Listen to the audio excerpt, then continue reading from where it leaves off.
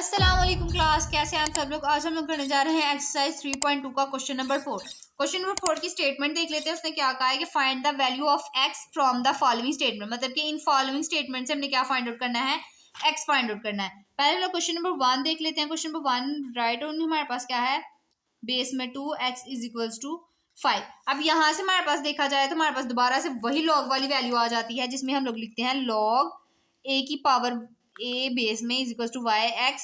और यहाँ से हम लोग क्या करते हैं, ए जो बेस में होता है उसको राइट डाउन करके इक्वल के बाहर जो होती है वो उसको पावर दे देते हैं, और जो लॉग के साथ वैल्यू मल्टीप्लाई हो रही है तो उसको हम लोग इक्वल के बाहर लिख देते हैं। अब यहाँ पे भी हमारे पास वही चीज है, तो हम लोग क्या करेंगे, ये जो बेस है इसको लिखेंगे, इक्वल के बाहर वाली वैल्यू को पावर में लिखेंगे, जैसे हम लोग ने यहाँ पे बुक में हमारे पास इक्वेशन दी हुई थी। और हमारे पास जो लॉग के साथ मल्टीप्लाई हो रही होती है उसको क्या कर देते हैं, इक्वल के बाहर लिख देते हैं। अब 2 मल्टीप्लाई 2 मल्टीप्लाई 2 मल्टीप्लाई 2 1 2 3 4 5, मतलब कि उसने कहा है कि जो 2 है वो 5 जा मल्टीप्लाई हो रहा है। 2 2 जा 4 4 2 जा 6 6 2 जा 12 12 2 जा 2 2 जा 4 4 2 जा 8 8 2 जा 16 16 2 जा हमारे पास क्या होगा, 2 6 जा 12 2 1 जा 2 32। तो देखिए हमारे पास क्या होगा, 32 इज इक्वल्स टू एक्स। ये हमारे पास एक्स की वैल्यू आ गई क्वेश्चन नंबर 6 के पार्ट 1 से। ठीक हो गया, उम्मीद है कि आपको समझ में आया होगा कि हमने वैल्यू किस तरह फाइंड आउट की। अब हम लोग इसका पार्ट 2 देख लेते हैं। पार्ट 2 में हमारे पास है log 81 9 is equals to x. अब यहाँ पे हमारे पास वैल्यू आ गई ये वाली। अगेन हम लोग यही इक्वेशन यूज करेंगे जो हमारे पास दी गई है, कि बेस में जो वैल्यू है उसको लिख के तो उसकी पावर क्या देंगे हम लोग, जो इक्वल के बाहर लिखी होगी वैल्यू, और जो लॉग के साथ मल्टीप्लाई हो रही है उसको इक्वल के हम लोग यहाँ पे क्या लिख देंगे, बाहर लिख देंगे। अब 81 है, 81 का ऐसे हम ले तो हमारे पास क्या आ जाता है, 9 9 जा 81, मतलब कि 9 की पावर 2, और 2 जो है वो हमारे पास x के साथ मल्टीप्लाई होगी तो हमारे पास 9 2x आ जाएगा 9। अब ये हमारे पास 9 है, 9 के इक्वल है, दैट मीन्स कि इन दोनों को छोड़ के हमारे पास इनकी जो पावर्स है इनको आपस में इक्वल कर देंगे। 2x is equal to 1। अब यहाँ पे ये x है, यहाँ पे ये 2 मल्टीप्लाई हो रहा है तो यहाँ पे जाके क्या हो जाएगा, डिवाइड हो जाएगा। और इसी तरह हमारे पास पार्ट 2 का भी आंसर आ गया। ठीक हो गया, उम्मीद है कि आपको समझ में आ गया होगा कि किस तरह आया। अब हम लोग पार्ट 3 वाला देख लेते हैं कि पार्ट 3 में उसने क्या कहा है, log 64 8 multi is equal to x की पावर 2। ठीक हो गया।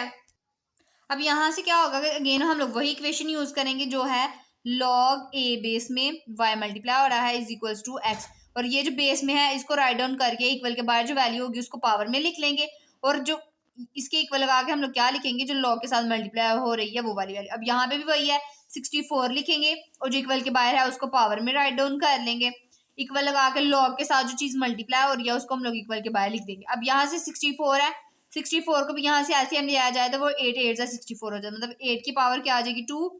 पहले से हमारे पास x बाय 2 है इज इक्वल टू, ये हमारे पास कैंसिल हो गया, दैट मीन्स 8 8 के इक्वल है। तो हमारे पास मतलब इन दोनों को छोड़ के इनकी जो पावर्स हैं वो हम लोग एक दूसरे के इक्वल लिखी जा सकती हैं, मतलब x इज इक्वल टू हमारे पास क्या हो गया 1। क्वेश्चन नंबर 6 का पार्ट 3 का भी आंसर आ गया। उम्मीद है कि आपको क्वेश्चन जो है वो समझ में आ रही होंगे। अगर नहीं आए तो कमेंट सेक्शन में जरूर बताएं, इंशाल्लाह मैं शॉर्ट सी वीडियो बना के दोबारा अपलोड करूंगी ताकि आपको अच्छे तरीके से समझ आ जाए। इसलिए हम लोग पार्ट 4 देख लेते हैं। पार्ट 4 में है log x 64 is equal to 2। Again हम लोग वही इक्वेशन लगाएंगे जो कि यहाँ पे हमने क्वेश्चन में दी गई हुई, मतलब कि जो हमें बुक में दी गई है ये वाली इक्वेशन, कि लॉग के जो बेस में आता है उसको राइट डाउन करके इक्वल के बाहर वाली जो क्वेश्चन में वैल्यू होती है उसको पावर में लिख देते हैं, और यहाँ पे इक्वल के बाहर वो वाली वैल्यू लिखते हैं जो कि लॉग के साथ मल्टीप्लाई हो रही है।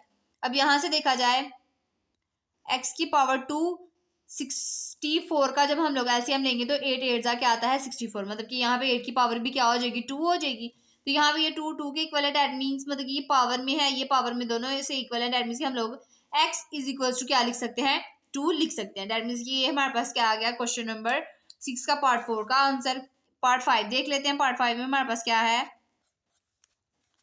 log 3 बेस में x इज इक्वल टू 4। ये हमारे पास है क्वेश्चन नंबर 6 के पार्ट 4 का क्वेश्चन। तो यहाँ से देखा जाए अगेन हम लोग ये वाली इक्वेशन देखेंगे तो जो हमारे बेस में होगा उसको राइट डाउन करके इक्वल के जो क्वेश्चन में जो इक्वल के बाहर वाली वैल्यू होती है उसको पावर में लिखेंगे, इक्वल लगा के लॉग के साथ जो मल्टीप्लाई हो रही है उसको वैल्यू को लिख देंगे। अब ये हमारे पास ये वाली वैल्यू आ गई। अब यहाँ पे हमारे पास क्या है कि 3 जो है वो 4 दफा मल्टीप्लाई, मतलब 3 मल्टीप्लाई 3 मल्टीप्लाई 3 मल्टीप्लाई बाई 3 3 3 जा 9 9 3 जा 27 27 3 के साथ मल्टीप्लाई होना है 321 2 3 2 जा 6 7 8। यहाँ पे हमारे पास क्या आ गया 81 इज इक्वल टू एक्स। ये हमारे पास हो गया पार्ट 5 का आंसर। उम्मीद है कि आपको समझ में आ गया होगा ये जो 4 के 4 5 के 5 पार्ट्स हैं वो समझ में आ गए होंगे। अगर आपको नहीं आए तो कमेंट सेक्शन में ज़रूर बताएं। इंशाल्लाह मैं शॉर्ट सी वीडियो बना के दोबारा अपलोड करूँगी ताकि आपको अच्छे तरीके से समझ आ जाए। अल्लाह हाफिज़।